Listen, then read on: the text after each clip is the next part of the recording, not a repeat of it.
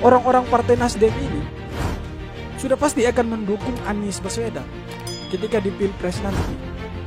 Sedangkan sekarang ini, posisi saat ini Nasdem masih berkoalisi dengan pemerintah, tetapi Nasdem sudah berani untuk berkhianat kepada pemerintah saat ini, berkhianat kepada Presiden Jokowi. Surya Paloh itu tidak lebih dari seorang ketua umum partai yang mengusung bapak politik identitas.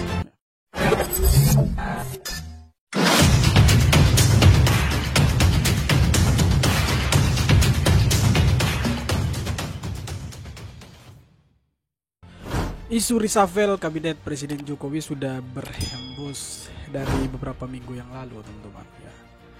Semenjak isu ini berhembus, ada beberapa nama menteri yang digadang-gadang akan direshuffle oleh Presiden Jokowi. Ya. Mereka adalah menteri-menteri yang bernaung di bawah Partai Nasdem. Masyarakat beranggapan bahwa menteri-menteri yang di bawah naungan Partai Nasdem sudah seharusnya di-reshuffle. Kenapa mereka harus di-reshuffle? Yang pertama karena Nasdem berkoalisi dengan pemerintah saat ini. Tetapi di lain sisi, Nasdem itu seolah-olah berkhianat terhadap pemerintah saat ini dengan mengusung bapak politik identitas atau mengusung Anies Baswedan. Sebenarnya tidak ada yang salah dengan diusungnya Anies Baswedan oleh Partai Nasdem, teman-teman, karena itu adalah hak politik mereka.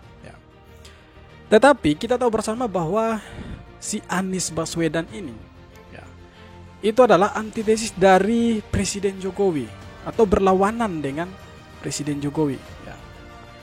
Kemudian demi nafsu ingin berkuasa di negara ini, Nasdem mengusung Anies Baswedan untuk maju dalam Pilpres tahun 2024 mendatang. Presiden Jokowi sendiri mengatakan bahwa kemungkinan akan ada reshuffle. Karena reshuffle itu adalah hak dari Presiden Jokowi, hak prerogatif seorang presiden. Tetapi ada yang lucu di sini, teman-teman. Ketika isu reshuffle ini dihembuskan, di mana ada politisi Partai Nasdem, politisi senior Partai Nasdem, Gus Coy, mengatakan bahwa Presiden Jokowi itu bukan raja. Kemudian dia mengatakan bahwa kalau mau melakukan reshuffle, seharusnya Presiden Jokowi harus minta izin terlebih dahulu kepada Surya Paloh. Ini yang menurut saya sangat lucu, teman-teman. Kenapa sangat lucu?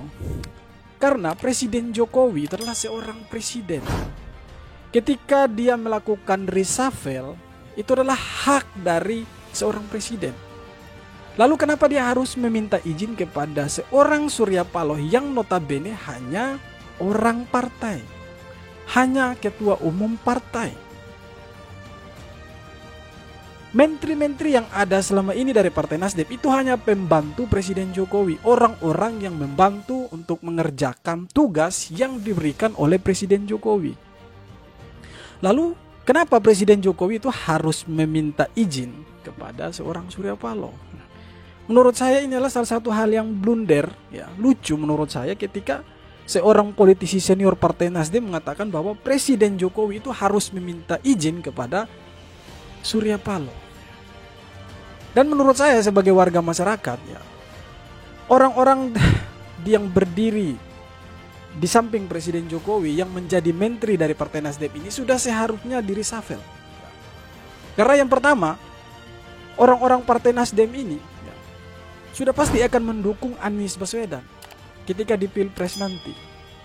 Sedangkan sekarang ini, posisi saat ini Nasdem masih berkoalisi dengan pemerintah, tetapi Nasdem sudah berani untuk berkhianat kepada pemerintah saat ini, berkhianat kepada Presiden Jokowi. Surya Paloh itu tidak lebih dari seorang ketua umum partai yang mengusung bapak politik identitas. Kita kembali lagi ke reshuffle menteri, teman-teman.